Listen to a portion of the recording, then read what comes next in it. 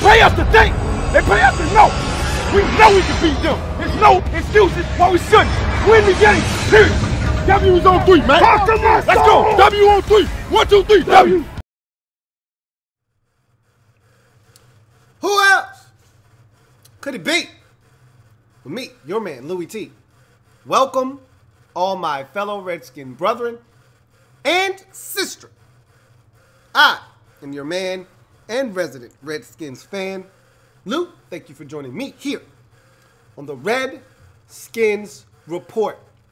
State of the Skins 2019. And we're going to talk about everything tonight. We're going to try to do it as quickly and as efficiently as possible. Everything's on the table. I'm leaving it to you guys.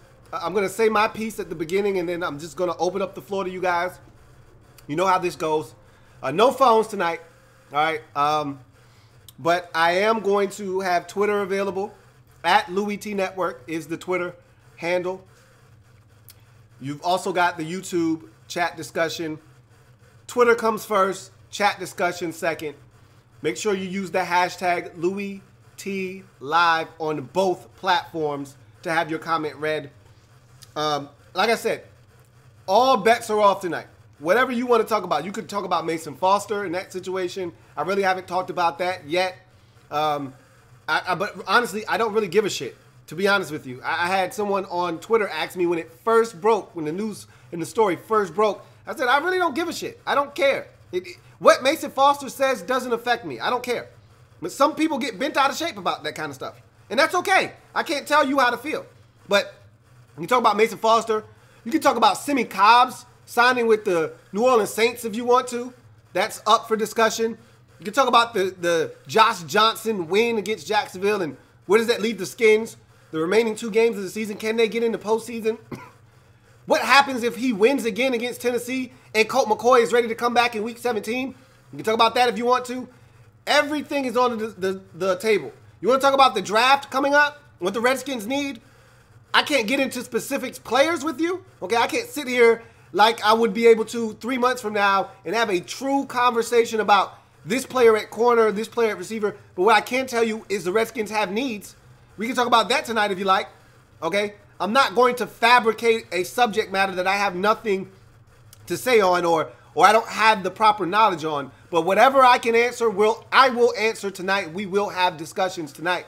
We can talk about pending free agents on this football team, the quarterback position, Aldon Smith, Colt McCoy, Josh Johnson, whomever, the draft, whatever you want to talk about. Jay Gruden, Bruce Allen, everything is on the table tonight. So, with that being said, let me start by saying I got a smoothie. All right, I will be drinking this from time to time tonight. I just got home from the gym. That's why I'm late. So I apologize. Got to get this smoothie up in me, though. So I will be guzzling this smoothie to the very last drop. I don't waste anything. So I just want you guys to know, I will be finishing this smoothie. All right?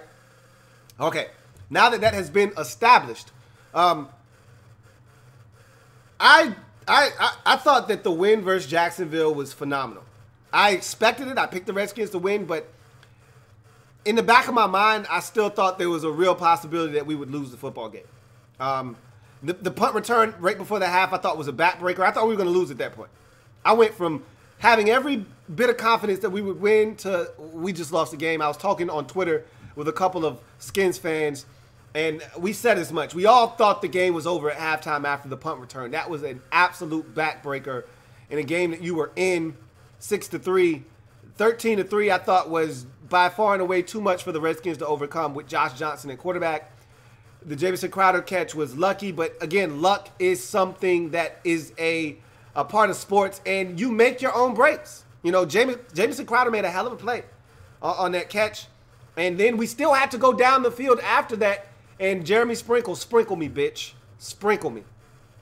Was able to get in the end zone, and we ended up tying the football game up, winning it after Fabian Moreau, and Adrian Peterson goes nuts on that final drive, and we are able to get in the D-hop range and bang home the field goal. So we get the win, and we're not dead yet, and we don't have to talk about the offseason just yet. But I know a lot of you want to talk about that. That's fine by me. You can talk about whatever you want. I'm just telling you right now, get the division out of your mouth. If you're still talking about the division, you're delusional. Hell, if you're still talking about playoffs, you're probably delusional as well. We're going to get our ass ran in this game by the Tennessee Titans, just so you know. And literally, they're going to run the football on us. They're going to beat us up physically. They're going to beat us up mentally. And we're going to lose that football game going away. They just shut the Giants out. And yes, the Titans can be Dr. Jekyll, Mr. Hyde. You know, one week they're punishing the Cowboys, and then the next week they're destroying New England, and then the following week they're getting their doors blown off by the Indianapolis Colts. But last week and the week before that, Derrick Henry went bananas. He's had over 400 and some change yards rushing in just the last 2 weeks.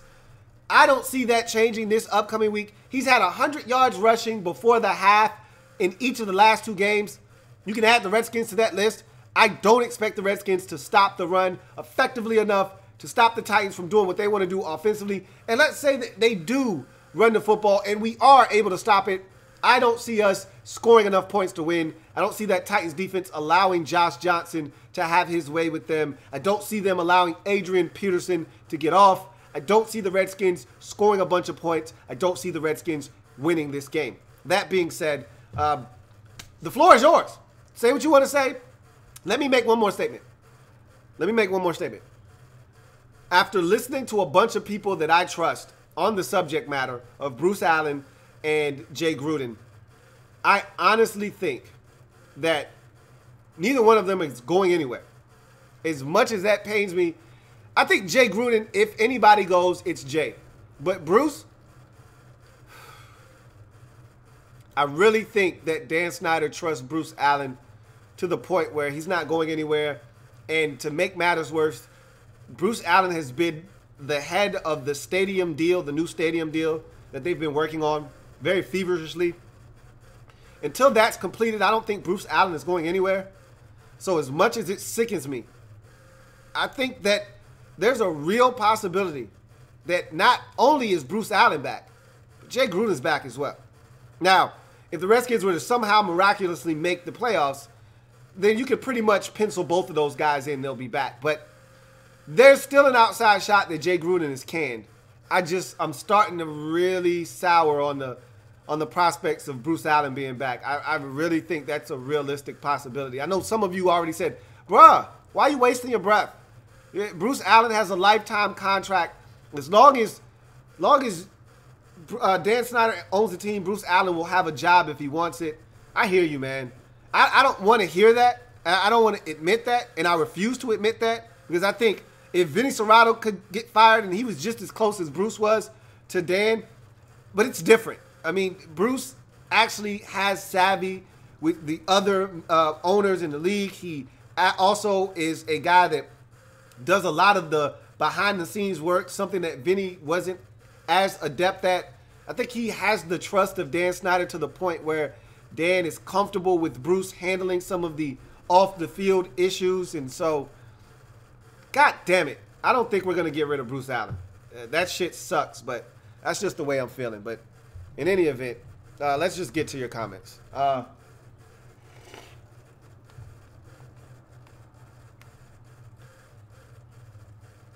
Colts fan says, let me check Twitter real quick while I get to the comments. At Saluter John says, how the hell did Tress not make the Pro Bowl? It's really simple. Tress Way is like fifth or third, somewhere in there, third to fifth in net punting this season. Look, when fans vote, if fans knew what was going on in Washington and just how good he has been this season, he'd be in the Pro Bowl. But this is what you got to understand. The Pro Bowl in every single sport, not just football, is a popularity contest. Who knows Tress Way? Nobody does. But a lot of people know Johnny Hecker, all right? A lot of people know some of these other punters around the league. Nobody knows Tress Way. So when they go to vote, guess who they're going to vote for? The one punter in the league that they know, Johnny Hecker. I haven't even seen the list of players that made or didn't make the Pro Bowl. I can't tell you who made the Pro Bowl because I don't care. But I can tell you this. I haven't seen it again. But I would bet you any amount of money the punter that made it for the NFC is Johnny Hekker. I bet you any amount of money. And I haven't seen it. Because people vote for the guys that they know. That's just how it goes.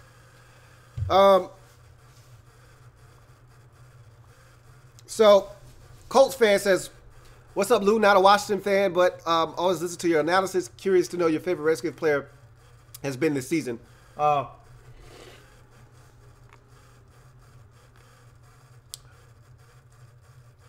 Favorite Redskins player this season? Don't know if I really had one, to be honest with you. Adrian Peterson has been damn good for us this season, but I don't know if I've really had a player that I've latched on to, particularly this season. So there's that. Gregory Lightbody says, why were so many good Redskins snubbed from the Pro Bowl, Tressway and Swearinger? I just told you why. Popularity contest. They're not popular enough around the league. Swearinger's play has waned of late, but they're not popular enough. Tressway should be in the Pro Bowl, but that's another story for another day.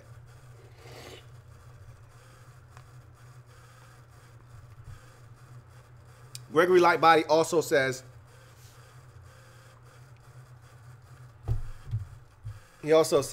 our 2 first-rounders have been, in the past 2 drafts, have been solid. What do you think? I'd agree with that. Allen, 2 years ago. Payne last year. 2 solid first-round picks. The Alabama Wall, as they've been dubbed.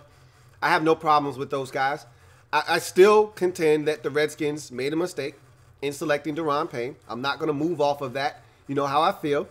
I'm watching Tremaine Edmonds. He's a beast. I'm watching Derwin James. He's a beast. Those guys could have been in Redskins uniforms. That's nor here nor there. We selected Payne. I like Payne. Payne has played well. Have no problems with that. At Saluter John says, as crazy as this is, if we got rid of Jay and the Steelers got rid of Tomlin, would you be down with us getting him? You damn right. I love Mike Tomlin. Mike Tomlin is just as clueless as Jay Gruden is when it comes to in-game management. He challenges when he shouldn't. He botches the clock routinely on a weekly basis. But Mike Tomlin is a leader of men. And you can say what you want about the Steelers, and sometimes they have some shit going on in their locker room. Most notably, Antonio Brown and now Le'Veon Bell with the Facebook thing that A.B. did a couple of years ago in the playoffs. Look, you say what you want. Mike Tomlin gets his guys to play for him. I love Mike Tomlin. I know some of you aren't huge Tomlin fans. I love Mike Tomlin. Would love to have him in Washington, but he's not going anywhere in Pittsburgh. I can assure you of that. Also, at Saluter John says, one more and I'm done, I swear. It's all good, bro. You're hitting me on Twitter, so you jump to the front of the line. What should our plan be with running backs next year? Bring AP back? So that's a great question. Here's my thought process on that. So, the Redskins could bring Adrian Peterson back next year as an insurance policy. I think the most likely outcome, however, is that they don't bring him back. Because the Redskins, I listened to Jay Gruden talk about the running back situation, not for next year, but just the thought process behind getting rid of Capri Bibbs. And he pretty much explained his thought process and philosophy when regarding the roster and the running backs and who dresses, who doesn't, that sort of thing. Again, this is all assuming that Jay Gruden is back as our head coach next year. But let's just go with that assumption. He says, look, we only dress 1 first and second down back. We then dress 1 third down and second and get back on track back, and that's Chris Thompson, obviously. Then we want a combination of the two as the other backup. All right? Which is why they cut Bibbs, because they think that Byron Marshall, or Jay Gruden, let me say, specifically thinks Byron Marshall is a better combination of a first and second and third and second and long and back on track back than that of Capri Bibbs. You could agree to disagree. You could just disagree if you like, whatever the case may be. Bottom line is, Adrian Peterson is, even at 33, He's not sitting on the bench behind anybody. You saw that in New Orleans last year. Even though they had Kamara, even though they had Ingram, he still wanted his touches. He's not a guy that's going to be happy sitting on the bench and only getting 6 to 10 touches a game. Geis is going to be our main bell cow next season. That's the thought process. That's going to be the plan going into the season. Can he stay healthy? That's a whole different issue. I'd like to think that if Adrian Peterson is let go by the Redskins, that no one else will sign him. All right? I don't think that because he's played well with the Redskins this year, someone else is going to sign him. I think he'll be on the streets. And if the Redskins need to go out and go back and get him, he'll be there for the taking. But I think the Redskins are going to cut Adrian Peterson loose. Geis will be back. They'll have Chris Thompson. They'll have Byron Marshall. And I think those will be the 3 guys that they run with. And P. Ryan will still be around competing for a roster spot when it's all said and done. And Fat Rob will be off of IR, and I think he'll be competing for a spot as well. So, but Adrian Peterson, I don't think he'll be back. But that's just my guess. I can't be for sure on that.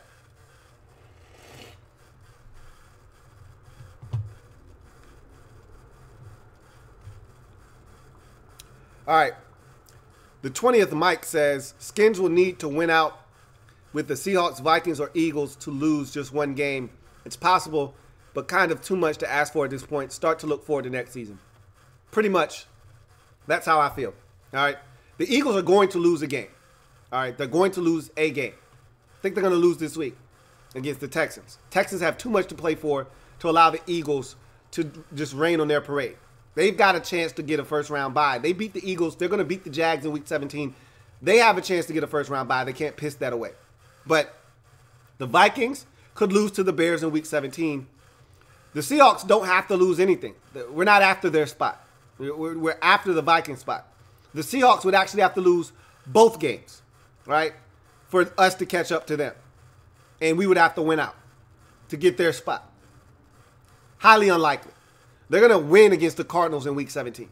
So the Vikings and the Eagles are the only teams. And really, the Eagles, you don't have to worry about them. We play them in Week 17. So the Vikings really are the one team that you have to worry about. You need them to lose one game, and we need to win out. We're not winning out, so I don't really see that as something to really discuss. But it's possible. Again, it's very possible.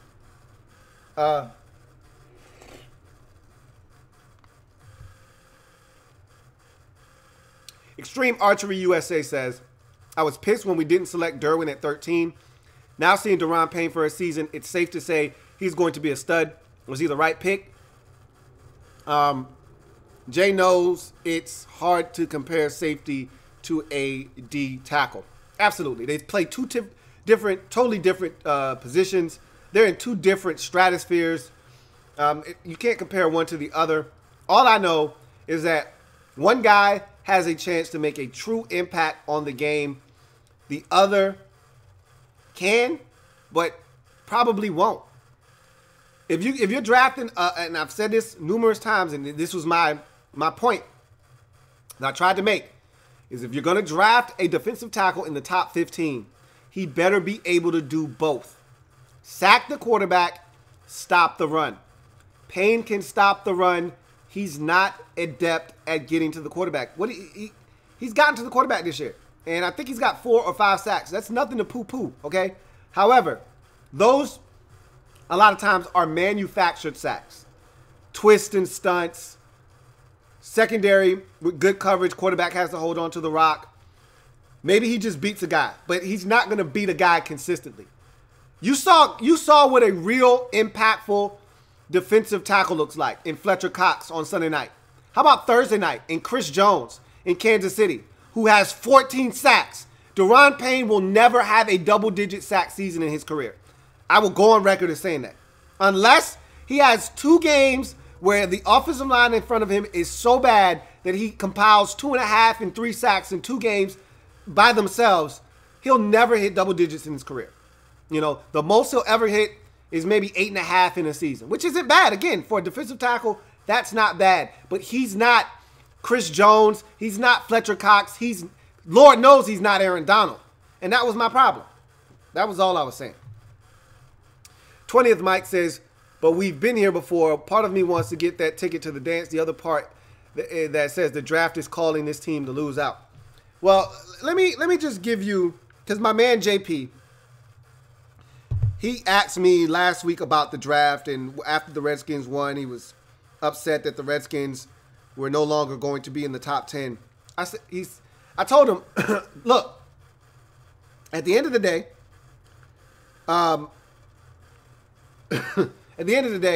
the Redskins weren't going to get in the top 10 with 7 wins. And so I'm going to just read to you right now the draft order, so you know where the Redskins stand. I only got the top 10, but the Redskins aren't in it. But just listen to where we are. This is after week 15 came to a conclusion. The Cardinals right now are your first overall pick at 3-11. The Raiders are 3-11. They're your second pick right now. The Jets are your third overall pick at 4-10. The 49ers are now your fourth overall pick with their win over the Seahawks at 4-10. The Jaguars are now your fifth pick at 4-10. Falcons are your fifth pick, or excuse me, your sixth pick at 5-9. Lions are your seventh pick at 5-9. Giants are the 8th overall selection at 5-9. Bucks are your 9th overall selection at 5-9. And then the Bills are your 10th selection at 5-9. So just listen to what I just told you. There are 10 teams that have a 5-9 or worse record in the league right now. The Redskins have 7 wins. We still haven't even hit the 6s yet. There are at least 3 or 4 teams that are going to finish with 6 wins. Maybe even more, because if you remember, there are a number of teams like Carolina that have 6 wins and some other teams that are around 6 wins that are going to finish right at that 6-10 mark this season. And that's going to push the Redskins down some more. The Redskins may win one more game. They may not. Who knows? We'll see. Bottom line is, what I'm telling you is the Redskins are going to end up with a mid to late first round pick. They make the postseason, it's going to be 21 or 22. They don't, it's going to be 19 or 20, somewhere in there. Bottom line is, the Redskins are going to be in no man's land when it comes to the draft. So, you might as well make the postseason, right? Hell, if you're going to draft that far back anyway, you might as well go make the playoffs. That's my thought process.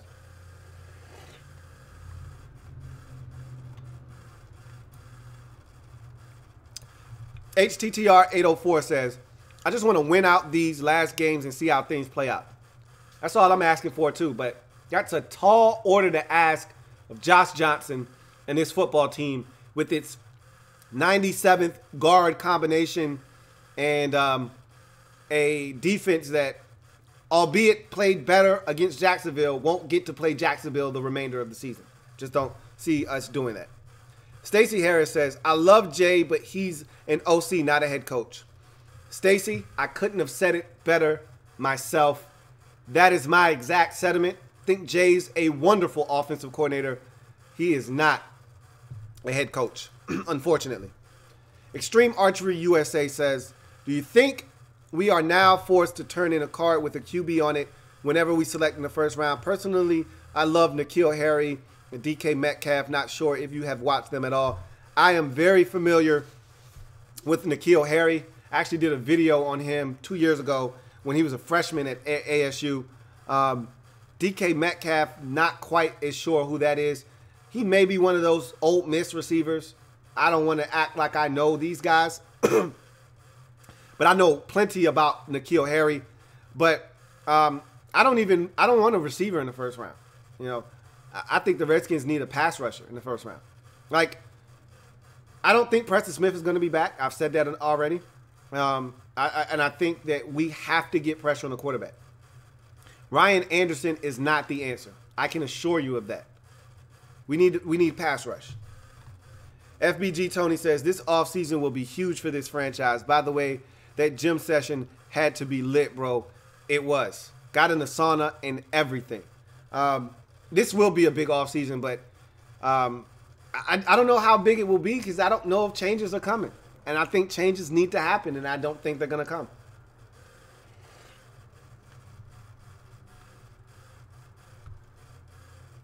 Gregory Lightbody says, who do you want as our head coach? Honestly, I wanted Greg Williams. But with the way he's coaching in Cleveland, there's no way they let him out of the building, right? Like, there is no way Greg Williams is coming here. They can't let him out of Cleveland. They'd be stupid to do that. So I don't know. I honestly don't know who's. And you got to also take this into consideration. Who wants to coach in Washington? This isn't a great place to be right now. You know, we got a quarterback situation that's in limbo. You got finger pointing in the locker room. You don't have a lot of cap space. You got a lot of money tied up into a quarterback position that is in limbo right now. This isn't a great spot to be in, to be honest with you. So I don't know if anybody actually even wants to coach here, to be flat out honest with you. Stacey Harris says, we need to upgrade left end, left guard, right tackle, and eventually a cornerback. We need CeeDee Lamb or Hollywood from Oklahoma. Now, I love me some Hollywood, man. We could use a guy that could take the top off of defense. I know Paul Richardson is supposed to be that. He's not Hollywood, though. He ain't Hollywood. He ain't Hollywood Brown, all right? I'm going to tell you right now, I'd love me some Hollywood Brown, but I think he's going in the first round. He's got like Tyreek Hill type of ability, and I think he'll be around when the Redskins select. Now, if the Redskins took him at receiver, I'd have no problems with that at all whatsoever. Do we have a quarterback that can get him to rock is the real question. But that guy is stupid fast. Love me some of him. Jacqueline Guerrera says, do you think the Redskins will fire Jay after this season? I told you what I thought at the beginning of this video. I don't think they're going to fire him. Let me put it in a percentage way. All right? Let me put it in a percentage way. I think right now it's 60-40 Jay is back. All right? I think there's a 40. You know what? I'll lower that a bit. I think it's 55-45. Jay's back next year. I really think that he's going to get a pass for all of the injuries. I think Bruce Allen is going to sell Jay Gruden or, Dan Snyder on the fact that without the injuries, with Alex Smith still at quarterback, this team was 6-3, 2 games clear of everyone else in the division, and they were well on their way to winning the NFC East. That's what he's going to sell to Dan Snyder, and then he's going to say, and then the injuries happened, and this is what happened, and Jay still had those guys playing. I think Jay's going to get a pass. I really think Jay needs to carry his ass, but I think he's going to get a pass, unfortunately. At Saluter John says, if Reuben Foster comes out of things clean and we keep him, how much of an upgrade is he? All right, let me address this real quick. I talked about this on the podcast. All right, but Reuben Foster is not going to be clean out of this situation. All right, his ex-girl already went on Good Morning America. I already told you how I feel on the podcast. If you haven't checked that out, you need to go check out the Louie T Network podcast. I believe episode 31 is where I addressed the Reuben Foster situation. I don't think he's ever going to play a game for the Washington Redskins. I'll just say that. But let's just go with your premise that he does come out of this thing clean somehow, some way, and is able to suit up for the burgundy and gold.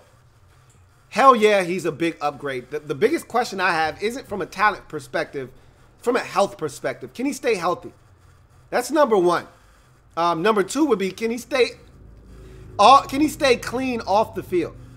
I think with all these other Alabama players on the roster, I think it'll be a little bit easier for him to steer clear of any wrongdoing off the field. I think this is a good environment for him to be in.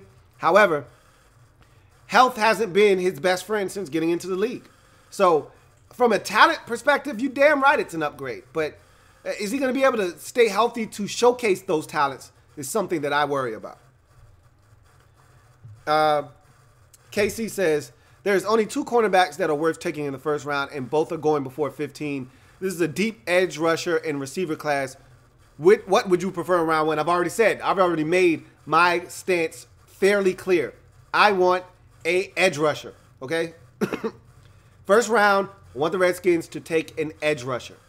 I want a difference maker. I want a guy that can change a football game at moment's notice. You saw what Khalil Mack has done for the Chicago Bears on the defensive side of the football. We've seen what Aaron Donald possesses in Los Angeles. The Chiefs are horrible defensively, and Chris Jones continues to give them a shot week in, week out defensively. along with D Ford, because they can get to the quarterback. I want one of those guys. Someone that is a true havoc-wreaking, fear-inducing pass rusher. We don't have one of those. I'd like to get one. This is the draft to get one, so let's get one. JP says, what's going on, everybody? Just got off work. Nope, you're not too late, brother. FBG Tony says, not counting quarterback, here's the team needs. Left guard, inside linebacker, edge rusher, and receiver. Sounds about right. And don't forget about cornerback. I know we got a lot of young stuff. Boy, do we need help at corner. All right? Don't forget corner. Mr. Danger B says, if you were in control, what would you do with the Redskins? Who would you fire? Who would you bring in? What players would you bring back, cut, trade, etc.? That's such a very hard question because there's so many layers there. I'd be answering that question for the next hour and some change. I would get rid of Bruce. I would get rid of Jay. But again, I would make sure that there's a plan in place if I were to do that. You can't just get rid of guys blindly without gauging the temperature of other guys around the league and what they want this Redskins job. If you were able to figure out that there were other people that would want to come in and try to help turn this thing around, then you go ahead and you make the move. But there are a lot of things. For starters, Mason Foster would have been off the roster. You know, like those kinds of comments can't be condoned if you want to clean up your locker room. There has to be some kind of consequence for something like that. I don't want to hear my cousin took over my Instagram account. You can't make comments like that. Even though it didn't affect me, I could give a shit.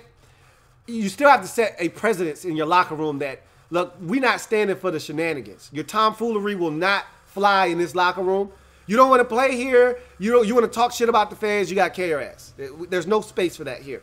So that's just the start, you know. But there are a lot of things that I wouldn't have done. I would re-sign Brandon Sheriff. I would do that. I would look to try to trade a few players that I think have some value. I would see what's going on in free agency and see where I am in the draft before I made a move on a guy like Josh Norman. I know a lot of you want to get rid of him. Maybe don't think he's worth the price tag. I might differ there. You know what I mean? I wouldn't mind. I would make the Redskins make the switch to a 4-3 defense. That's something that I thought we should have done a long time ago. These are just all things that I would do just from the outside looking in, not even getting into the minutia and the nitty gritty and the real serious details of things. These are just little things that I'm just throwing out off the top of my head. Extreme Archery USA says,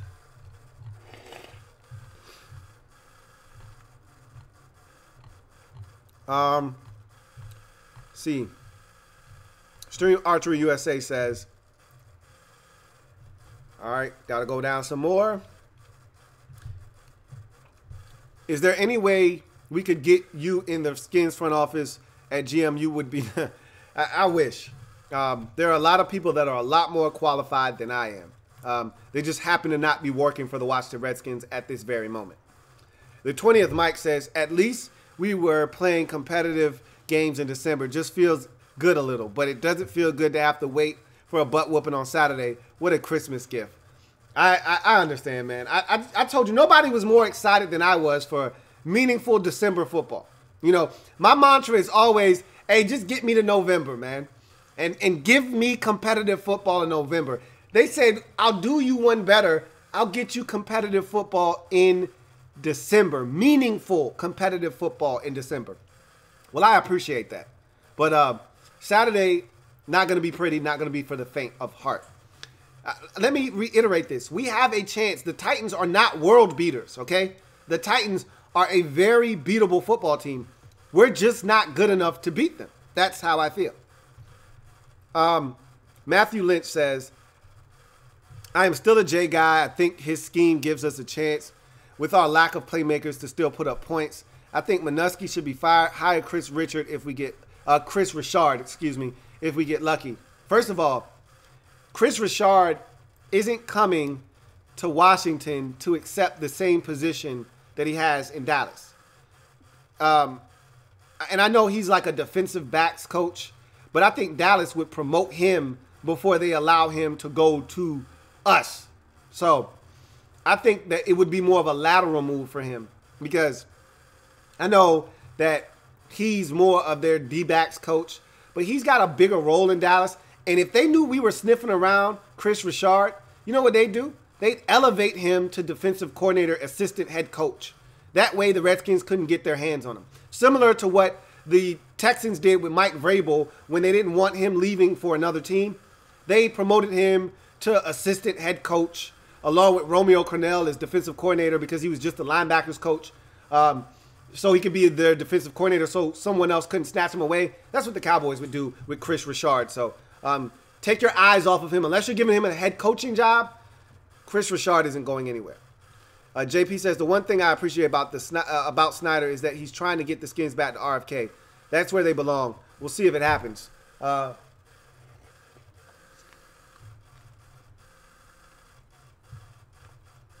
20th Mike says, you think Alex Smith will return for 2019 season? Prayers go out to him. I have no idea. All right. I'm not a doctor, and I don't know how spiral fractures heal in today's modern technology and modern science world. I know he had complications, as you all do as well, with the surgery where he had infections and things of that nature. Look, I don't know where any of this leaves him and where this goes for him and what this means for his career. Forget about 2019. What does this mean for his career in general? I don't know. So I can't speculate that. I have no clue what Alex Smith will be able to do or not. We'll see. If I were a betting man, though, I'd tell you this. I'd bet that he'd return more so than he wouldn't.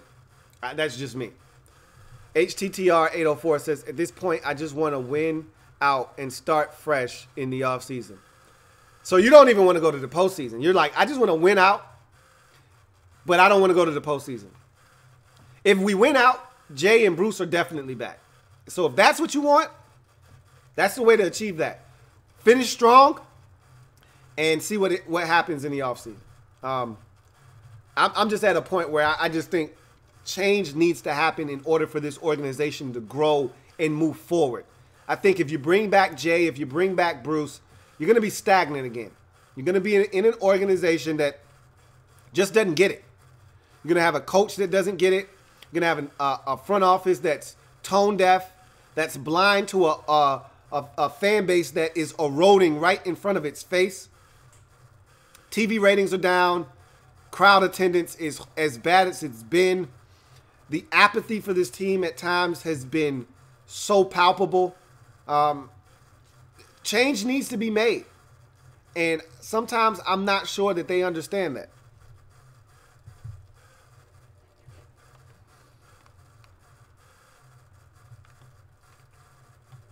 KC says, there's a chance Bruce is moved down to another position. In March, Dan said that if Bruce embarrasses him this season, he's getting moved down to the stadium, I guess being in control of the stadium. I'm still holding out hope. I don't buy that for 1 second. At all. At all. Extreme Archery USA says Trent and Kerrigan made it. You know why they made it? Popularity contest. Who are the two most popular Redskins that people around the league that don't watch Redskins football know? And you could argue that who are the two most popular Redskins among the Redskins fan base? Trent Williams, Ryan Kerrigan. That's why they made a Pro Bowl.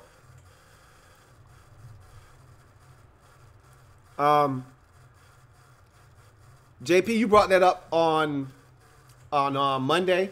I have no idea about that situation. You talked about the health code violations at Nats Park and at FedEx Field. I have no idea about any of that stuff. KC says, how do you feel about the safety position now that Monte got arrested? I really hope we don't sign HaHa because I'm not laughing.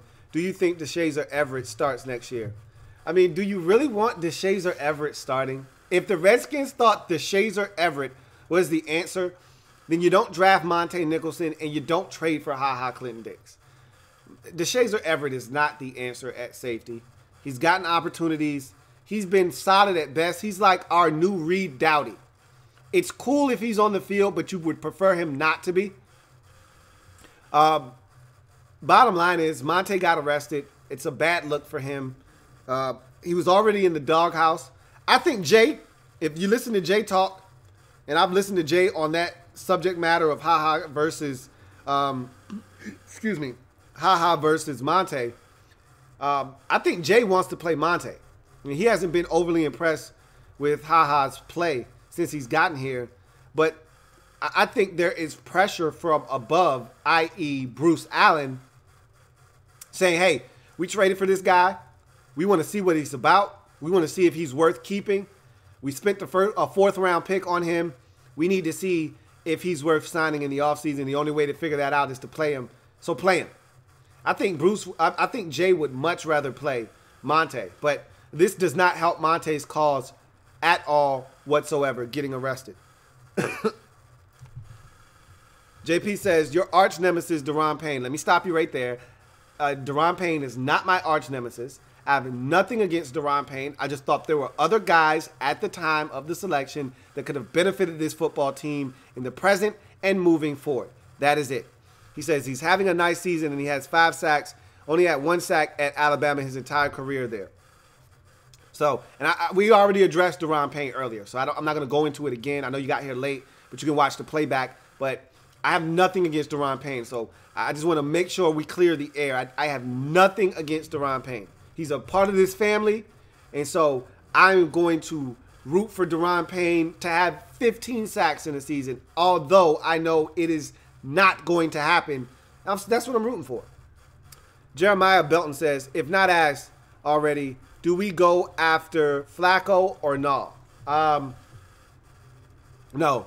This is the problem with the Redskins and their quarterback situation right now. We don't have cap space, enough of it, that is, to go after a big-name quarterback in the offseason.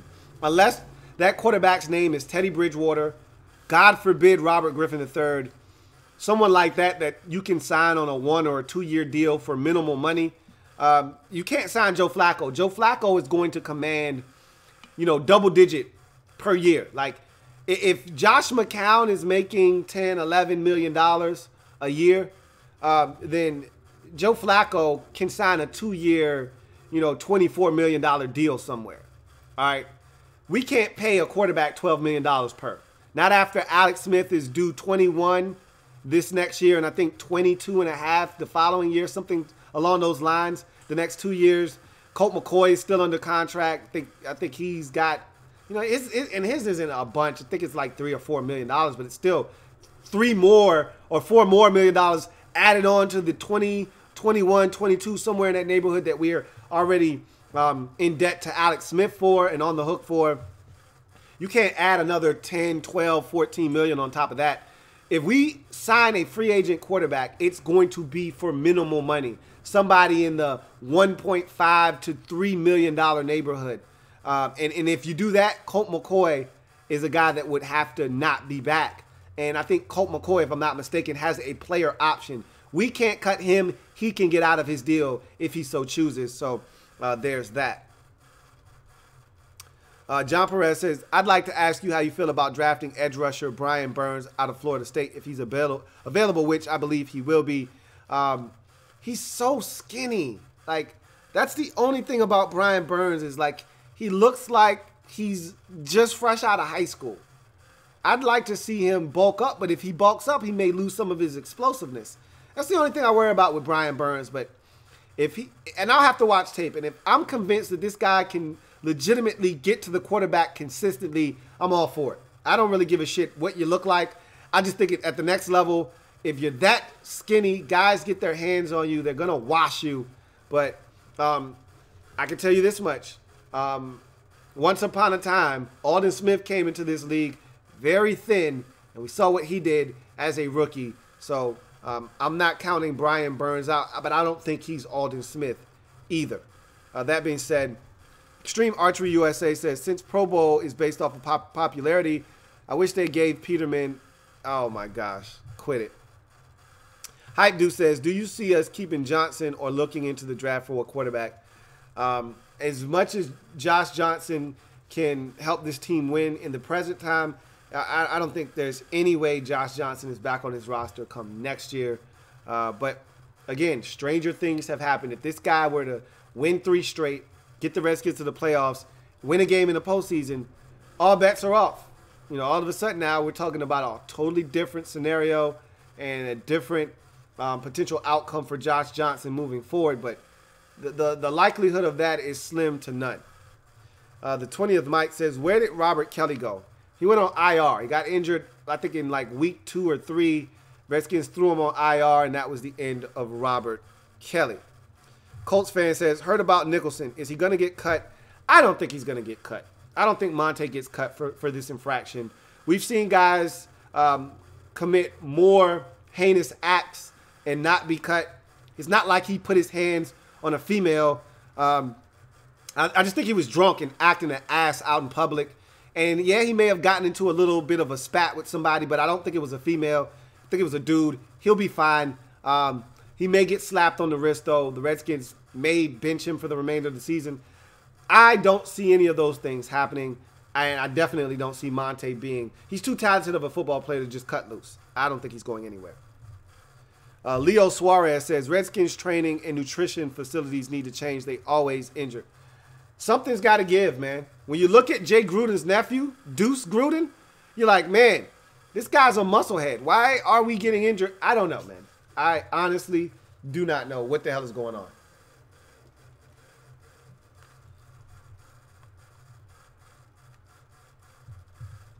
Colts fan says, remember when you were talking about HaHa Clinton-Dix and Swearinger as the best safety tandem in football?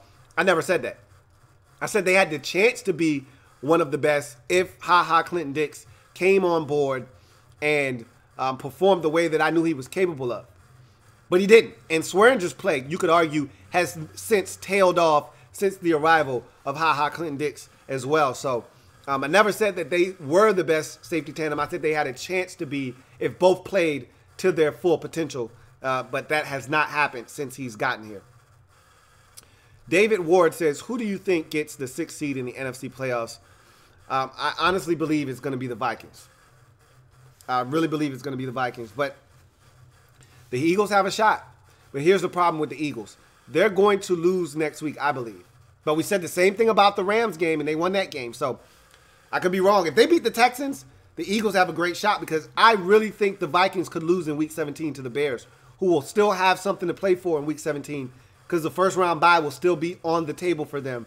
If they take care of business in Week 16, the first-round bye is a real possibility for them in Week 17. And so they'll have something to play for, and I think they can beat the Vikings in Week 17. So that would give the Eagles the inside track if they take care of the Texans. Then they just have to beat us. Again, the Redskins have an opportunity, but they got to win out. I just don't see it happening. I think the Vikings are going to end up being your 6th seed. We Hauling It says, have you watched any Hollywood Brown? He looks like a very solid receiver. Do you want a speed receiver? I already talked about that already. HTTR804 says, honestly, just draft all Alabama boys. Get Nick Saban as head coach. That'd be nice, wouldn't it? That would be nice. FBG Tony says, do we start thinking about trading some of these vets that have these crazy contracts? Well, we don't have any vets with real crazy contracts. We just got guys that have a little bit of trade value that I think would be better served elsewhere, and we would get some good draft capital back for them potentially. The main guy that I'm talking about is Ryan Kerrigan, but look, Kerrigan's a lifer as a Redskin.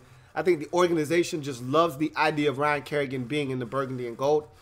I don't have a problem with Kerrigan. I just know what he is as a football player. I've heard somebody talking out of the side of their damn neck about trading Trent Williams. Are you stupid or just crazy? I don't know which one is which, but I wouldn't trade Trent Williams for anything. But I'm more open to trading Jordan Reed now than I was last year. I'm still a massive Jordan Reed fan, and I think if he got the right quarterback, he could be a big-time problem. And if he got more guys at receiver that could take some of the pressure off him, he is still a dominant pass-catching tight end in this league. But I'm more open to trading Jordan Reed.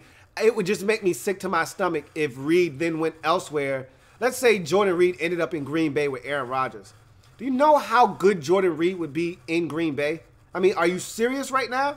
With a true number one receiver in Devontae Adams and all those other young receivers that they have, and you throw Reed in the middle, take out Jimmy Graham's old ass and throw in Jordan Reed, man, the Green Bay Packers offense would be ridiculous. That would sicken me to my stomach to see Reed go flourish elsewhere, but I don't know if he'll actually be able to flourish in D.C. Hype Dude says, how long down the years until we have a top NFL team with the salary restraints we have now? You shouldn't even be asking yourself about the salary restraints. How long is it until we have a quality NFL franchise with just the organization that we have in place? With the guys we have in the front office, with things set up the way that it is, how long is it before we clean house, get the right guys in here, and we do it the right way? How long before that takes place? That's the real question. Farrah Cody says, would you want Nick Saban? You're damn right I'd take Nick Saban in a heartbeat. Even though he quit on the Miami Dolphins, I'd take Nick Saban in a heartbeat. But I've heard rumors that his wife turned down an opportunity to coach the Giants last year. She wants no parts of the NFL. And if you're going to turn down New York, why the hell would you come to Washington to work for Daniel Snyder? Doesn't make any bit of sense. And to me, if you've got a great job in college football, why would you go to the pros unless you've got an ego and you want to know if you can do it at the highest level? Well, Nick Saban has already been to the NFL as a defensive coordinator under Bill Belichick and as a head coach for the Miami Dolphins. He knows he can do it at this level if he wants to. No need to give up the best job in all of college football in Alabama. He'd be crazy to do that. He's got it made at Alabama. No reason to give that up. John Perez says, I heard Ed Oliver may fall in the draft. We can't pass on him if by the grace of God he falls to us, or else we're the new Browns. I don't think he'll fall that far, but I've got to watch more tape on Ed Oliver. The hype for him has been so huge over the last 2-3 years. I haven't heard much of him. He went to Houston, so that doesn't help, but I want to see what he does. Again, if you're out there and you want your comment read and you're new to the program, use the hashtag LouieTLive to have your comment read on the air. Make sure you subscribe to the channel if you're new as well. All right, let me check Twitter real quick. Nothing there. Back to the comments. Hype Dude says, or is it until the Redskins organization dumps? And I pretty much just answered that.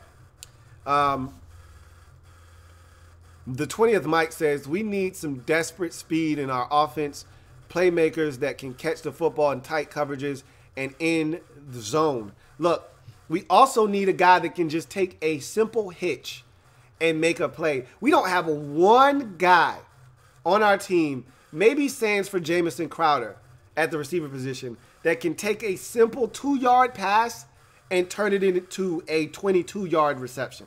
We don't have one guy, all right?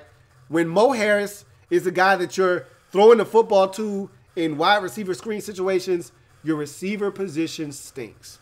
Simple as that.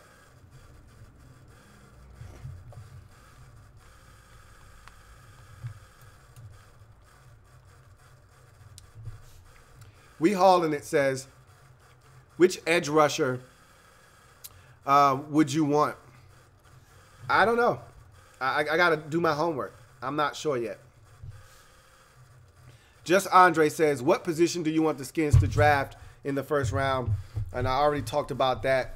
I want the Redskins to take an edge rusher. I would not be opposed to a difference-making wide receiver like Hollywood Brown, but I want an edge rusher. FBG Tony says, can we go back to the 4-3? Our defense is too slow for the 3-4, and it puts Ryan's hand in the dirt. I'm all for a switch back to 4-3. We are not a 3-4 defense. I think our personnel suggests that we should have 4 defensive linemen on the field at once. As you mentioned, excuse me, Ryan Kerrigan is much more suited to play with his hand in the dirt as a 4-3 base defensive end. We play in an even front more times than not anyway. We're in nickel much more than we are in our base packages, but still, I just would think that at this point, the Redskins need to get their best players on the field, and the best way to do that is to switch to a 4-3 defense and away. We don't have 4 good linebackers, so why are you forcing the issue? Middle linebacker is one of our weakest positions, so why would you want to have more linebackers on the field? You think you want to have less linebackers on the field where obviously the strength of our team is on the defensive line. Why not put your best position on the field as much as possible, which a 4-3 will allow you to do? It just doesn't make sense. So, moving right along. John Perez says, should the Skins seriously consider getting some of those big contracts off the books to create enough space to sign a big name on offense or defense? It's easier said than done. You can't just get rid of big contracts off the books. There are cap penalties that are associated with getting rid of guys with years left on their contracts and lots of money. Like, for instance, Alex Smith. Do a lot of money over the next 2 years you can't get from under that contract. Just like Josh Norman. We couldn't get out of that contract if we wanted to last year or the year before that. Now, if we want to get out of his contract in the upcoming offseason, it's possible. But it's hard to just get from under contracts.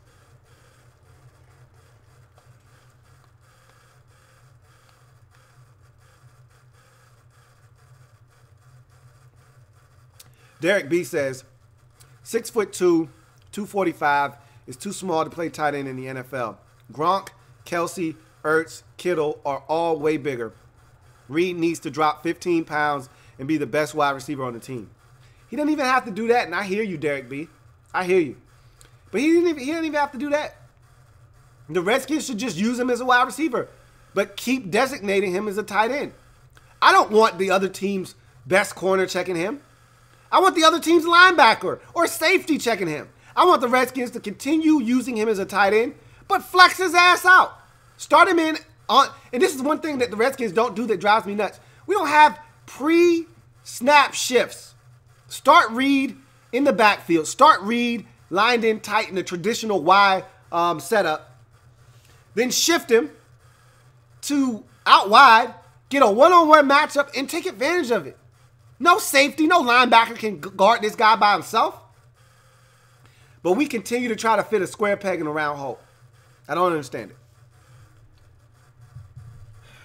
The 20th Mike says, is there anyone you're interested in the draft that this team needs? Don't really pay attention to the college games these days. Again, I don't start doing my homework until after the regular season, and really the postseason has met its conclusion. I may start a little bit earlier this year during the postseason, but I generally watch the games. I don't necessarily focus in on the players until I get to that point, and I'm not there yet.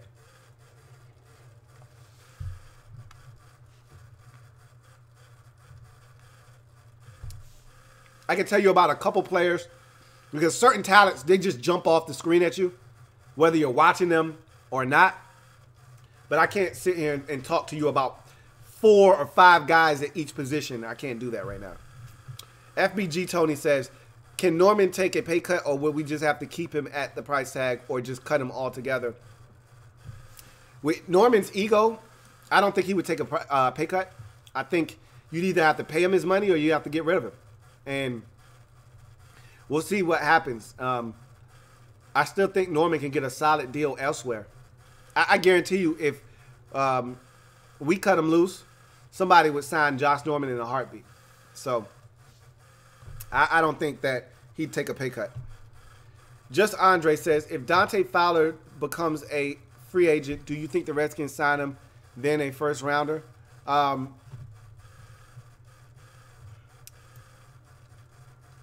I got a super chat from my man Ouija HTTR, man. What up, Brax? He says, this season has been rough. I hope we finally get some change at the top of the organization. I agree, man. This has been a tough, bitter pill to swallow, especially after starting the season 6-3. And looking at the way that this organization is constructed and the way they've conducted themselves of late with the Reuben Foster situation, which I told you I talked about on the podcast. If you really want to know how I feel about that, go listen to my podcast, Louie T Network podcast, available on Stitcher, on iTunes, on Google Music Play, on TuneIn, and, of course, on the website, louietnetwork.net. But I'm with you, man, Brax. I think we need change, and it needs to start at the top. And if we can't get that, then I think you're in for more of the same. That's generally how I feel. You know, you either make the changes that need to be made, or you're in for the same thing we've been getting of late. So, back to just Andre, though. I wanted Dante Fowler at the trade deadline. I said I wanted Dante Fowler Jr. He's a little bit of a head case, but he's also a guy that can play the game. And he's a guy that can get to the quarterback. I'd love Dante Fowler Jr., but what is it going to cost? Because we don't have any money. We don't have that kind of bread, you know? So I don't know if we'll be able to or not.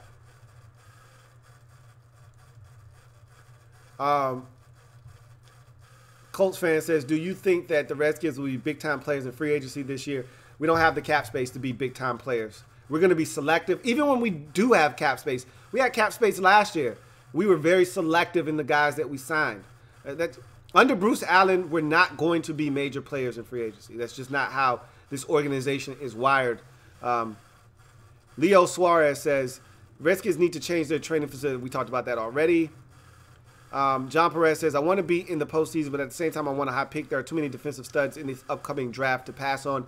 And I read, for you, JP, so go back and watch it. I read the top 10 picks in the upcoming draft this season from an NFL standpoint in terms of where the teams sit right now. The Redskins right now are looking like they're going to be around 17 or 18 when it's all said and done if things were to end the way that they are right now. But we'll see. Still 2 weeks of football left to be played. The Redskins could lose their final two. Some teams that are sitting at 5 and 9 could win their final two, and some things could change. But right now, highly unlikely. We will see. FBG Tony says, Flacco to DC. Also, I wrote an article about the Alex Smith injury situation, and in my opinion, he'll retire because of age and potential PTSD post-injury. Hey, y'all check out my man FBG Tony's article, man. On Protect Sports. Good stuff by my man FBG Tony, so check him out. I don't think Flacco's coming to DC, though.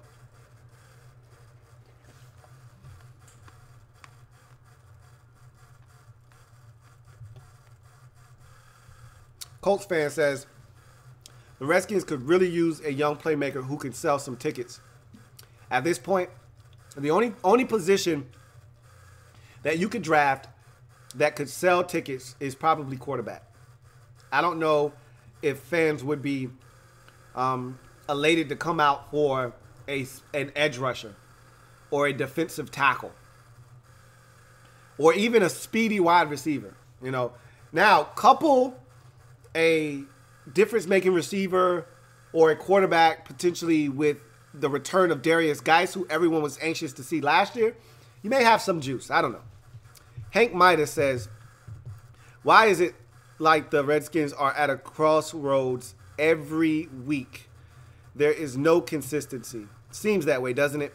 Got another super chat. Taint Tostada says, whatever happens, I say get the best guard or inside linebacker in the draft.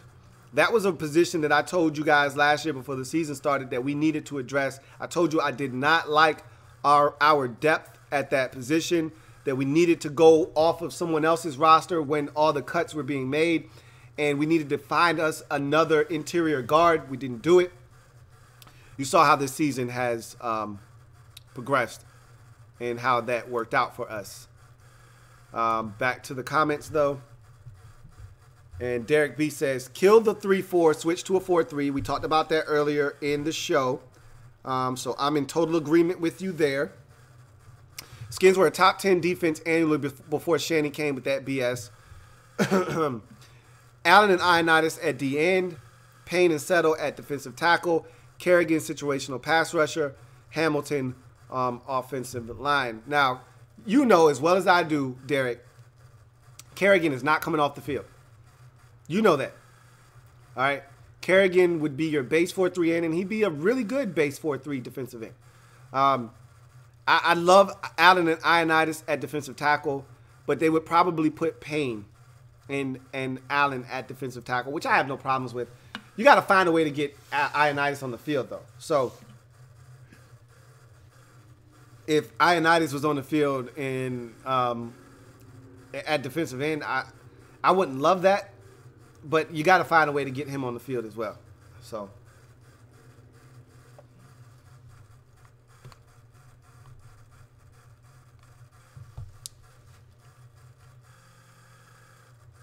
Deshaun Taylor says, you killing that ninja smoothie like it's your last in life. Bruh, the struggle is real over here, man. Got to have it in my life, man. I got to have it. You hit the gym. If you're not knocking back a protein shake after your workout, what the hell is the basis of your workout then? What's the point, right? So, anyway, Boba says, if it were up to me, I'd throw Bruce Allen in jail for the shit he has put this team through. Winning in the offseason, the Cousins debacle, McLuhan saga, I can go on and on.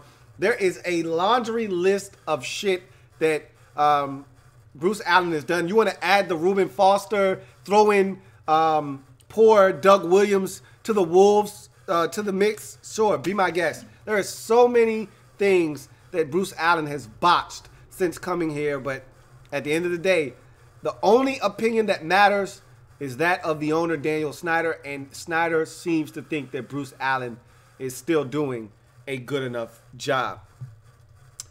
Derek B says, we're all of the fans that said we were winning in spite of Alex Smith. I was going to bring that up, Derek B. I swear I was, DB.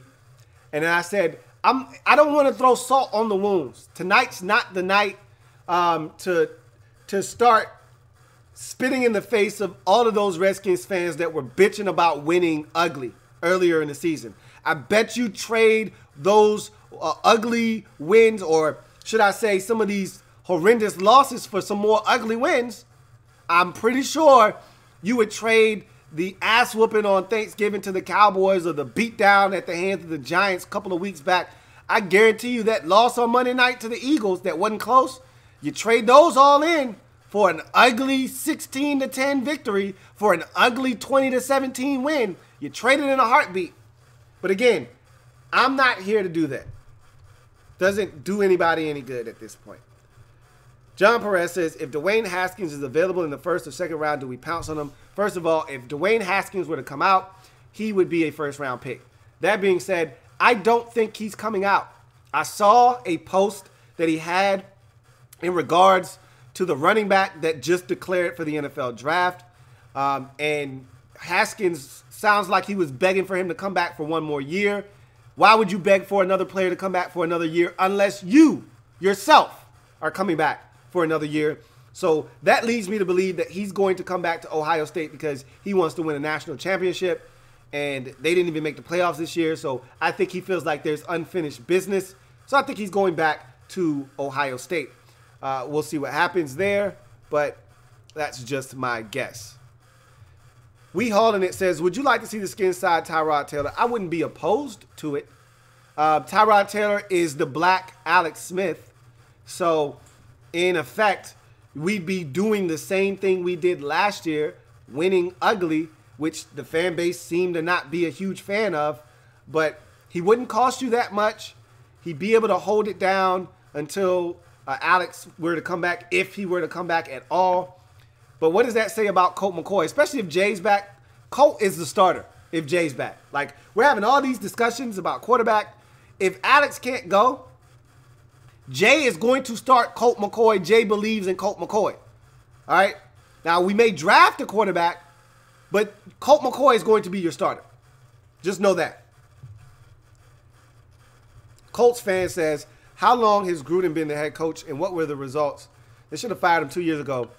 I wasn't on board with him being fired 2 years ago. Thought he was fine 2 years ago. Gruden's been Redskins head coach for 5 years now, and he's right around 500 as a head coach. And I think it's time for him to go. Point blank.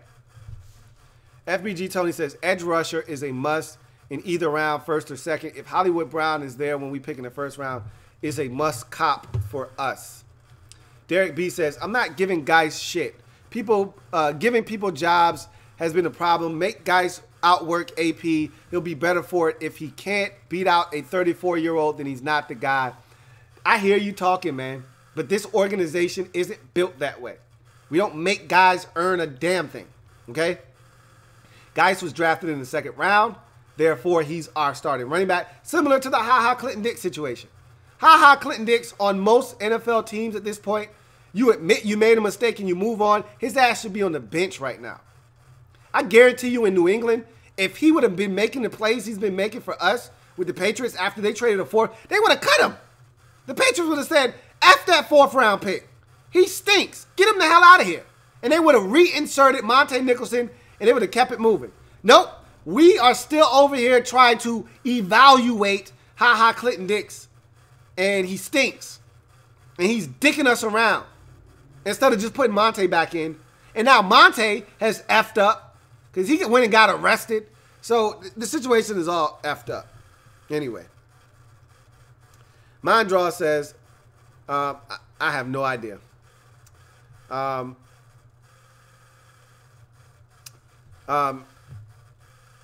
don't know about these pass rushers. I have no idea who you guys are referring to. Again, come talk to me about these guys a month and a half, 2 months from now, and we can have a serious conversation about these guys, and I'll be able to tell you how I feel about them. Extreme Archery USA says, Zach Brown wanted to leave. Do we trade him? Why not? If he wants to go. And look, he's been feeling like he's been blamed for a lot of things this season. So, I'll tell you this much. So, Zach Brown has always been a liability in coverage. This year, the Redskins have taken him off the field in obvious passing situations. But he's been a liability in the run game as well. Bad fits, late reads, things of that nature. They've been blaming a lot of some of these big runs on him.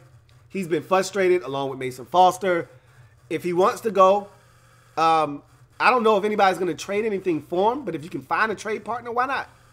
Why not get a 5th or a 6th round pick for him? You're not going to get much more than that for him. Remember, Zach Brown was on the free agent market for a very long time. If somebody else wanted Zach Brown, they would have snatched him up a long time ago. So if he wants to go, find somewhere for him to go. If you can't, you get rid of him. You let him go.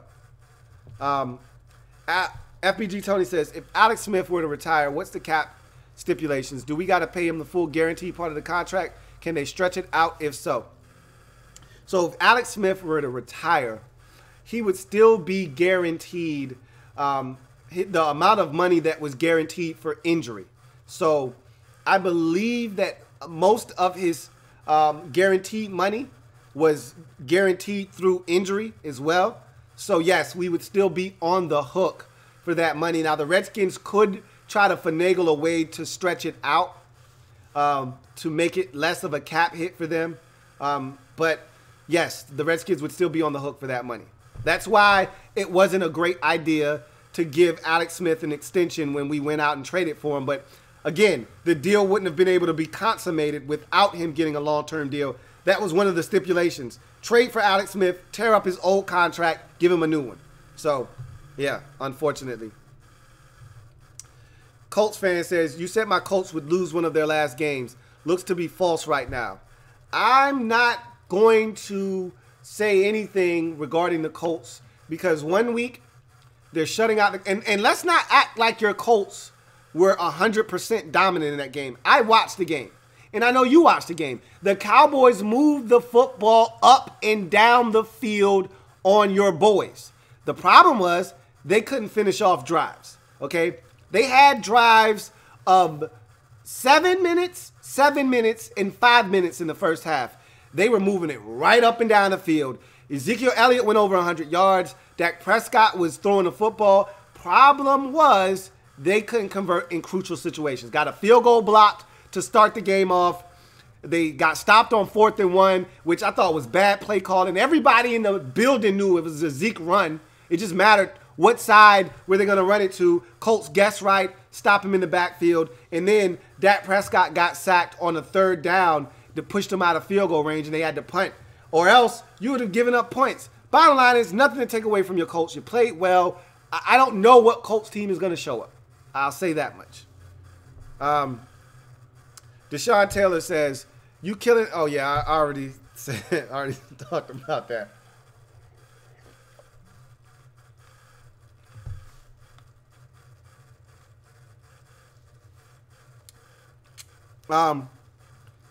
20th Mike says, do you think Darius Geis can help the running game after a leg injury?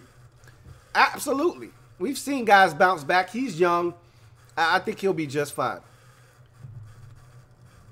Derek B says, get off that DB BS. Cox, Sue, Donald, Wilfork, Sapp, Allen and all great defensive tackles needed 2 years to dominate. What Payne is doing in his rookie year is incredible. Better Allen before injury. I'm not overly impressed. I like both of those guys a lot. I'm not overly impressed with either one. I think Payne is playing well, but again, you know how I feel. Payne is not a pass rusher. Payne is a hell of a run-stopping defensive lineman. He's very smart. I love the fact that this guy has a high football IQ. All right. That being said, the guys that you just named, sans for Vince Wilfork, all have one thing in common. They could get to the quarterback. Payne is not in that discussion. He can't get to the quarterback consistently. He'll never have, I'm convinced, he'll never have a double-digit season sack-wise. And he's got 5 this year, and that's a hell of a number for him. Unless our defense becomes somehow elite with real edge rushers that take attention away from our interior defensive linemen, he'll never have a double-digit sack season. His impact will be most felt in the run game, and I'm fine with that.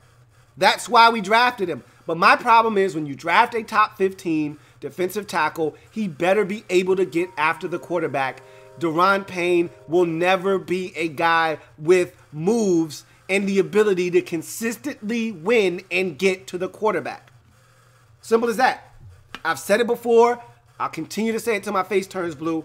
If he gets double-digit sacks, I'll tell you I was wrong. I'm rooting for the man to get double-digit sacks. He's not that type of football player. But he's playing well.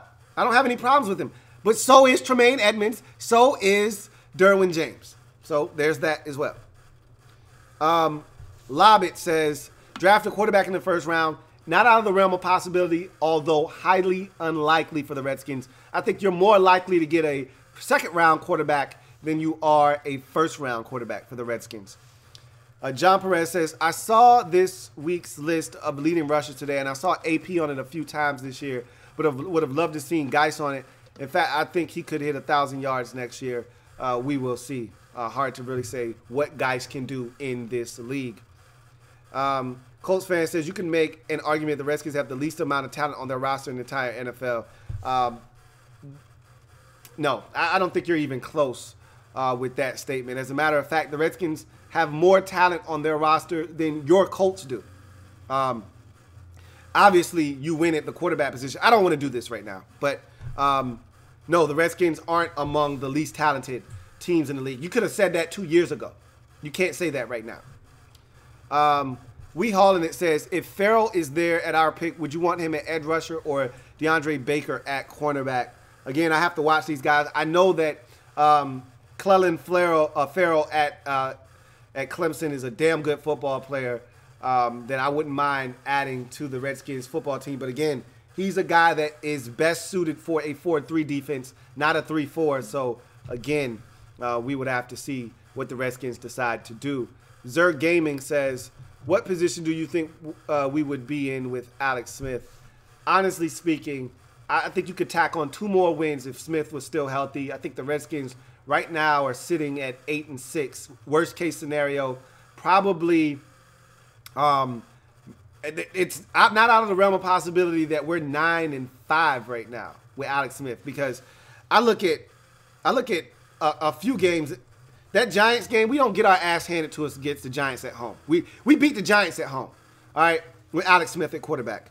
I I don't know that we don't still win that Texans game with Alex Smith. I know he wasn't playing the best in that game, but if you go back and you watch that game, he looked to be the most confident, even though he had thrown 2 picks, he looked to be the most confident in that game that I had seen him all year long. He was just starting to gain confidence, just letting it rip. And that you could argue was why he threw the picks. He was starting to let it rip. And if Vernon Davis doesn't drop a potential touchdown down the sidelines, his stats look a lot different in that game. I think we might have even beat the Texans, to be honest with you, but let's say that still is a loss. I think we had a great chance of beating the Eagles on Monday night. They were not good when we played them. The Cowboys on Thanksgiving, he's not throwing 3 picks in that game. Maybe 1, not 3.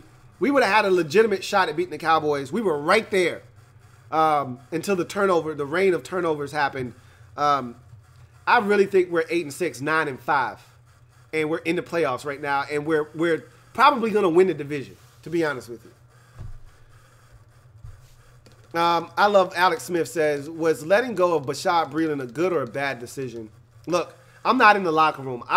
From what I was hearing, he was a locker room cancer that they just didn't want to deal with. From a talent perspective, yes, it was a bad idea. He's easily the best corner on the team right now if he were on the team. Better than Norman, better than Fabian Moreau, better than all the other guys we got. He would have been the best corner on the team. But he's not on the team anymore. And I'm watching him play good football in Green Bay. It is what it is. FBG Tony says, do we keep Jamison Crowder? If Crowder isn't asking for a huge lump sum of money, I'm all for it. If Crowder wants to get broken off, and generally slot guys don't get broken off in this league, but if Crowder is looking for a substantial amount of money, you got to let him hit the wall. You got to let him test the free agent waters. I like Crowder. I think he's one of the better slots in the league, but this year pissed me off because he just wasn't able to play. You know, his inability to be on the field really hurt us in the past game because we already didn't have a lot of targets to begin with. And him getting injured, coupled with Paul Richardson getting injured, weakened what was already a weak wide receiver group to begin with. So we'll see what happens.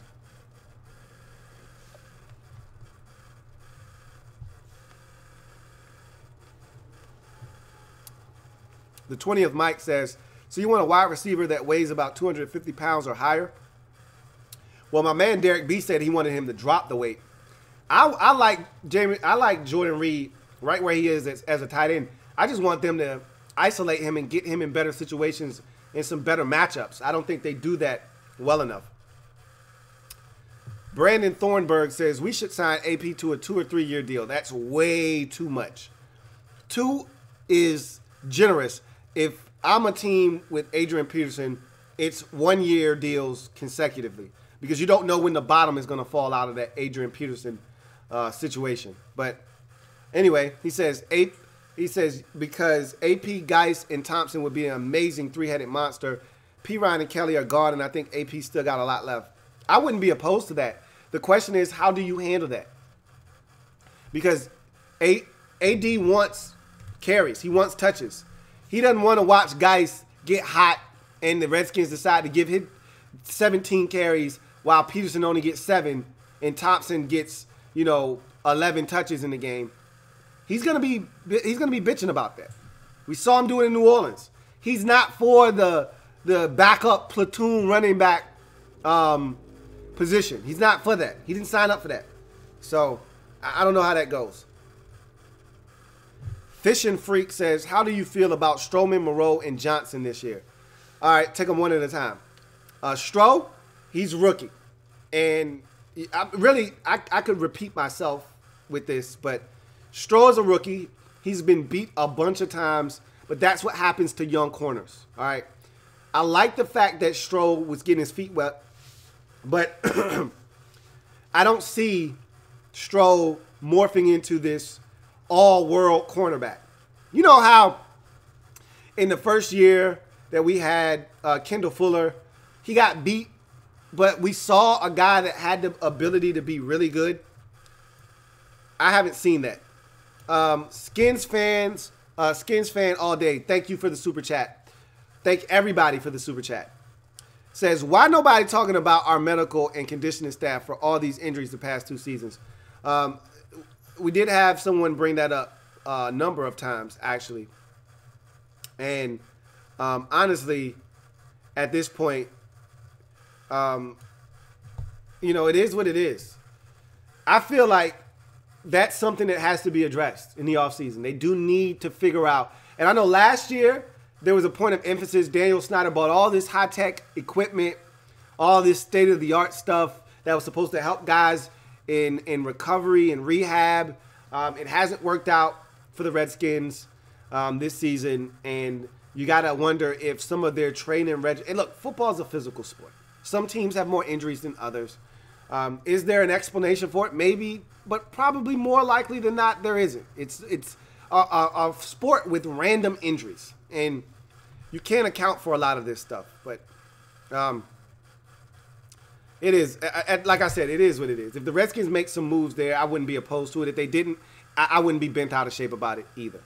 But back to Fish and Freak's comment about Stroman, Moreau, and Johnson. Stroman and Johnson, I think you could say the same thing about both of them. Both of them are young. Both of them have had their growing pains this season. Both of them have some talent, but both of them seem to be a little bit in over their head at this moment.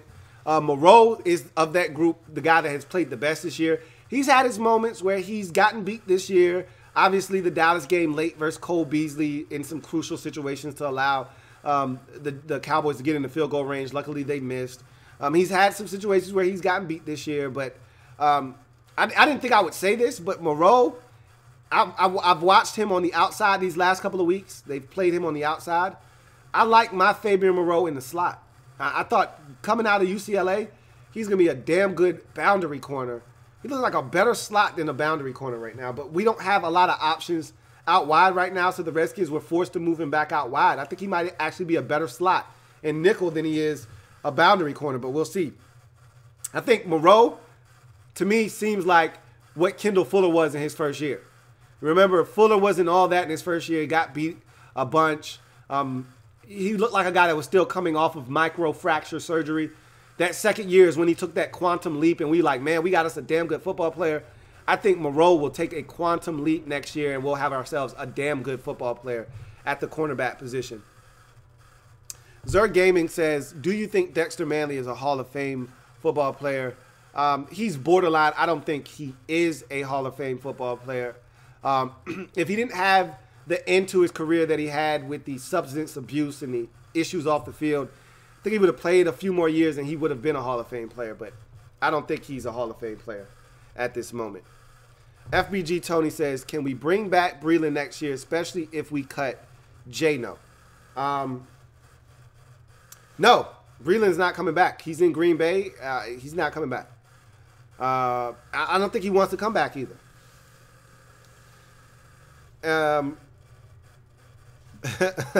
You guys are some serious trolls.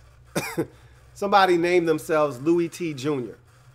Have you given up on the Redskins this season? No, I haven't given up on them, but I have given up on the prospects of them winning this season. Yes, I have given up there. But giving up on them, no. I think we can beat the Titans. I think we can beat the Eagles next week. Are they going to do it? And can they do it are two different things. Yes, they can do it. Will they do it? No.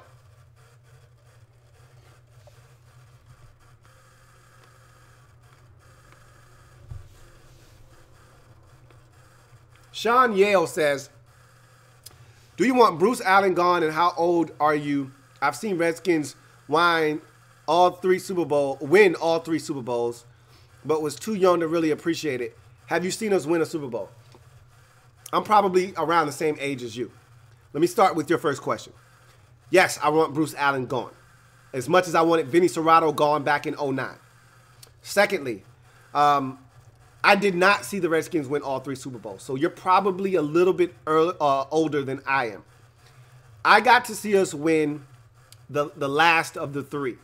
I was born before the second one when Doug beat the Denver Broncos and had the best quarter in Super Bowl history, but I was one. Now, I do remember the last Super Bowl with Reuben and company beating the Bills 37-24 in Minneapolis. I had on my full Rydell helmet, Mark Ripken jersey, and pants. If you remember, they used to come in a complete set with the helmet, the hutch helmet, and the the shirt. There's like a little shirt jersey and the pants. I had the whole set on watching the Redskins. I remember Kurt Gouveia is clear as day, picking off the pass, first possession after halftime, picking off Jim Kelly, and that's when I knew we were going to win the game. Still a little nervous. That pick put me at ease, and we started to breeze after that.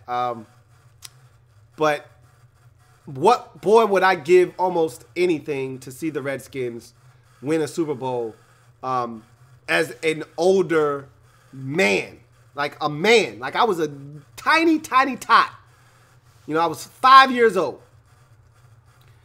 I would love to see us win a Super Bowl when I can actually go to a ticker tape parade.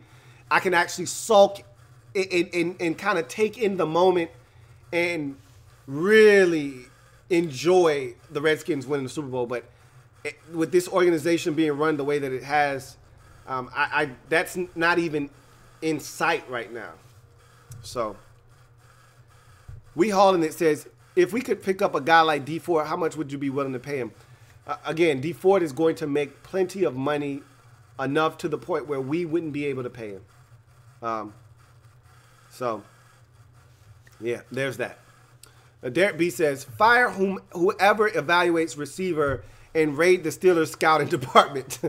They draft Pro Bowlers. Skins haven't drafted one since Gary Clark in '84. Yikes. Yeah, it's been bad. We've had so many bums come through here that we've drafted. I mean, you guys remember Fitty Fitty? No, there's only one Fitty Fitty. We had 50-50. Rod Gardner. You remember him? That was a first-round pick, if you don't remember. Remember Taylor Jacobs in the second round? Remember that guy out of Florida? Yeah, I remember him. You remember the Oklahoma receiver we drafted? Malcolm Kelly. You remember him? What about Devin Thomas? Also a second rounder. Same draft. Whoo! Fred Davis was also in the second round that year. Man, was that might go down as one of the worst drafts in NFL history, that 08 draft. God damn, that was bad. Yikes. Boy, we've drafted some stinky receivers, man. Boy, and I'm still sour over not drafting Stephon Diggs. Go back and watch my breakdown of the draft 3-4 years ago when we drafted Crowder. Man, I wanted Stephon Diggs. Look at the way those two careers are happening and paralleling right now. Jesus Christ.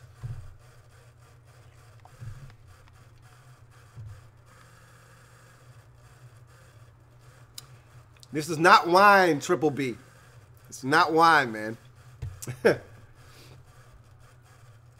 Wahoo Brad 24 says, would you be okay with spending a mid-round pick on a quarterback? I agree with you about us needing pass rusher first. Cornerback, offensive line, and receiver are big needs as well, in my opinion. I agree with everything you said, and I would not be opposed to drafting a mid-round quarterback. Similar to the Steelers with the Oklahoma State quarterback Mason Rudolph last year. Remember they drafted him in the third round? Love that pickup. You know, I would have loved the Redskins to have taken Mason Rudolph last year in the third round. But I wouldn't be opposed to drafting a guy like that in the third round. And going edge rusher and receiver in the first 2 rounds, then getting a quarterback in the third round, and then getting an offensive guard in the 4th round. That would be a dream scenario for me. All right?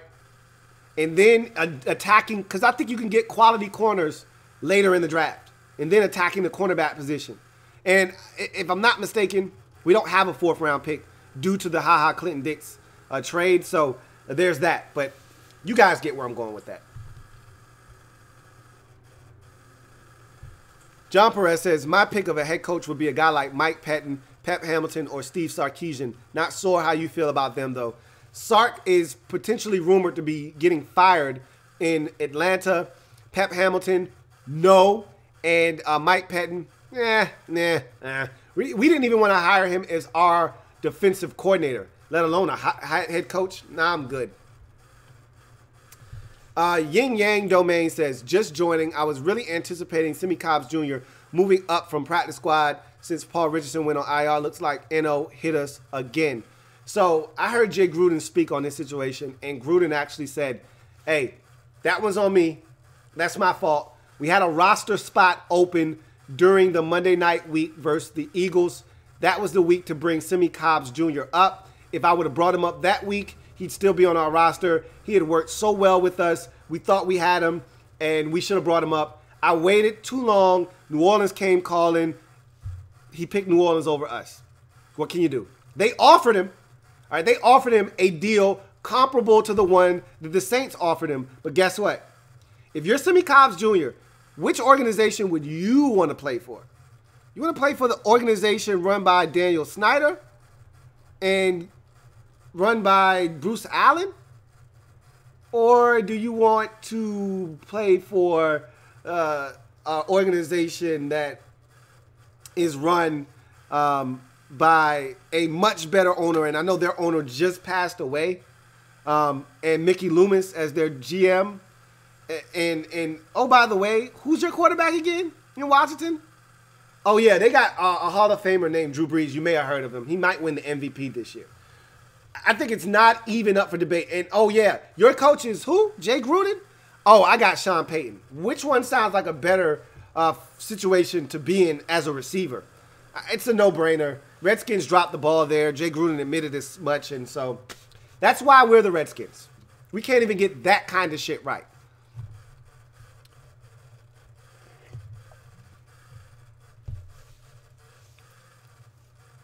Yin Yang Domain, we talked about moving to a 4-3 already tonight. Hype Dude says, if we somehow make it to the playoffs, will you feel differently about watching them in the postseason? Absolutely. Absolutely. That would be one of the most shocking revelations in NFL history if Josh Johnson comes off of his couch and leads the Redskins to the playoffs. It's not happening, but it's a nice story. All right. Time for me to get out of here. It's late. I appreciate you guys kicking it with me tonight.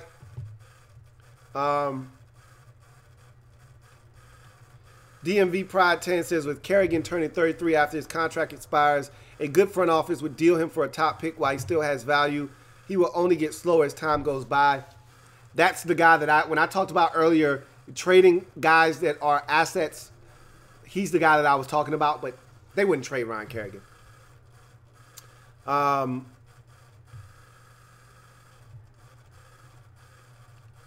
Yeah, let's get out of here, man. I appreciate you guys joining me. Brandon, I'm gonna end it with Brandon Thornburg saying we need to get rid of Monte, Preston Smith, Colt McCoy, maybe Maurice Harris, trade Jordan Reed, get rid of Mason Foster because he's way too slow. Crowder maybe, possibly trade Zach Brown. It's a lot of players, but he's not that far off. I don't necessarily agree with everything he said, but he's not that far off. And that, my friends, right there is the reason we still have a long way to go, because just about every single one of those players he named, unfortunately, has been a starter for the Redskins this season. I am a Redskins fan etched in burgundy and gold. My Redskins spirit will never die. Redskins spirit will never fold until we meet again. Hail to our beloved Washington Redskins. Can't thank you enough for joining me tonight. Make sure you check out the podcast, Louie T Network Podcast, available on Stitcher, iTunes, Google Music Play, TuneIn, and, of course, the website, LouieTNetwork.net. If you haven't subscribed to the Louie T Network, what are you waiting on? Go ahead, make that happen. Hey, if you want to continue the discussion, I've got a Redskins blog page on the website called Talking Skins. Hit it up. Leave a comment. We can chop it up there as well. I'm your man, Louie T, signing off. Thank you guys for joining me tonight. You won't see me again until Saturday after the Redskins-Titans game. So until then, I'm your man, Louie T, signing off. See you guys next time.